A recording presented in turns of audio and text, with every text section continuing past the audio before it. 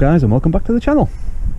So in today's video, as we have been trying to get the cheapest Volkswagen Beetle convertible in the UK back on the road, unfortunately I think I'm going to be drawing a line under this project and I'm not going to be taking it any further.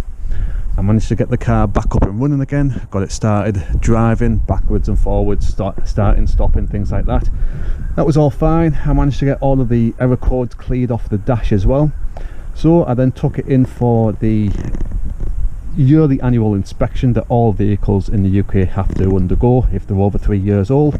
Every vehicle on the road needs to have a yearly MOT inspection test just to make sure that the car's actually roadworthy, make sure that things like your brakes are okay, all the lights are working, your windscreen washers are working, and then it also checks things like your structural integrity of the vehicle itself, whether you've got any holes in the sills, holes under the floor, suspension components, all that type of stuff.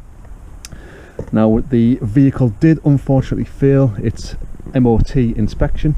It didn't fail with a big long list of faults. It was only 4 faults that the MOT inspector found with the vehicle, but unfortunately they're going to be beyond my capabilities to rectify, and it's not going to be worth the money that it will cost for myself to get it back on the road anyway. I might advertise it as a spares repairs project, so if anybody wanted to take it on and try and get it back on the road themselves, they would be able to do so.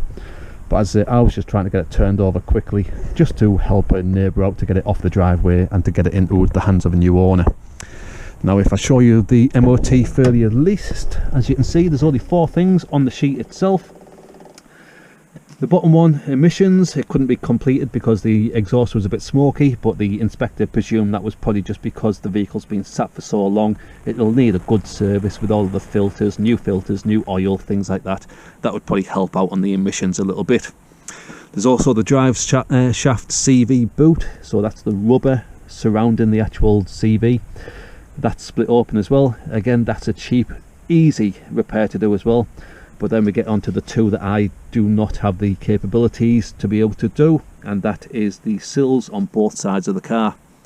Now it's highlighted as the rear of both sills, but looking at them, all the sills are actually pretty much rusted and rotted away.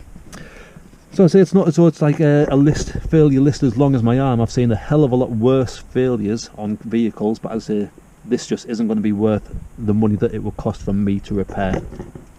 If it was a hard top, it might be different, because hard top sills you can get the pair for around about £70–80 for the pair, but because it's a convertible, the sills basically provide all of the structural integrity of the vehicle just to stop it folding in on itself. And because of that, the sills themselves are reinforced sills, and you're talking round about £150–180 per side. So just in the materials alone, it'll probably be around about £300–350, and then it's going to be the labour to cut out both of the sills on both sides and get the new ones welded in.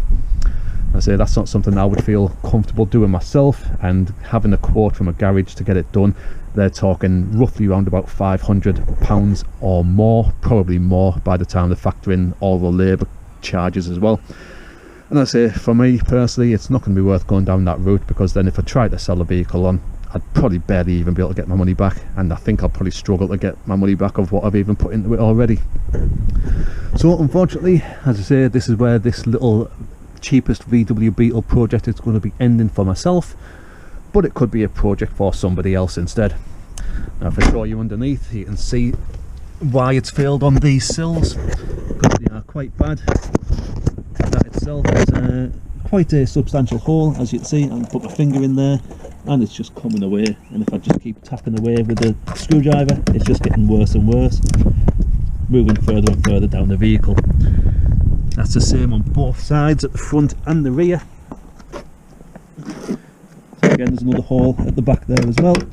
It's not quite as bad as the front, but again, that would also need a good repair on it as well. Now if we go around the driver's side is probably a little bit worse as well, and this is all probably because the car was sat for so long. But again, if we get onto this side, you can actually start to poke your finger through on this sill. See what I mean? That screwdriver's just going straight through with no resistance at all whatsoever. So it looks as though the entire sill on the driver's side is completely shot. all the way from the rear. As you can see, there's a nice big hole there, and it's just not particularly sounding the most solid or sturdy, especially when screwdrivers are going straight through at the middle of the sill. So the vehicle itself, as I say, it's going to need both sills completely replacing, as well as a good service as well, just to get the emissions within spec as well. But as I say, unfortunately, this is going to be beyond my skills and capabilities to be able to do so. So instead, as I say, I'm just going to be drawing a line under this project. I'll advertise the car for spares repairs on Gumtree, Facebook, things like that, if anybody wants to take the project on. And I'll be completely honest in the advert as well. Obviously, it's no point in lying to anybody. I'll just spell out that it needs both sills fully replacing, but other than that, it doesn't really need much more beyond that. So as I say, I'll probably be putting the vehicle up for sale as it is, as it stands, just as a spares repairs project. And as I say, if somebody wants to take it on, they can do, and if nobody wants to take it on as a ongoing spares repairs type project, worst case scenario, I'll just scrap the car in.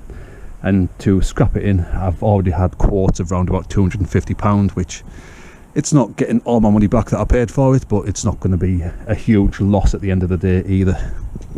But unfortunately, as I say, this is where this little cheapest VW Beetle project is going to have to come to an end, because I don't have neither the time nor the skills to completely cut out and replace the sills, nor do I have the space or the work area as well. It's not the type of thing I would want to do on axle stands or anything like that. Ideally, it needs to be on a proper car ramp, so you can get underneath it properly, do all the correct cuts, all the correct welding, things like that. So, as I say, unfortunately, that's going to be the end of this project on the channel. There might be other projects coming up soon if I can get another van to convert. As I say, that's generally my bread and butter for the channel, doing the old van conversions like the Vauxhall Vivaro that you can see over there. That's my latest finished project. So if you're new to the channel, consider subscribing. As I say, I will be putting more projects on the channel as they do come along.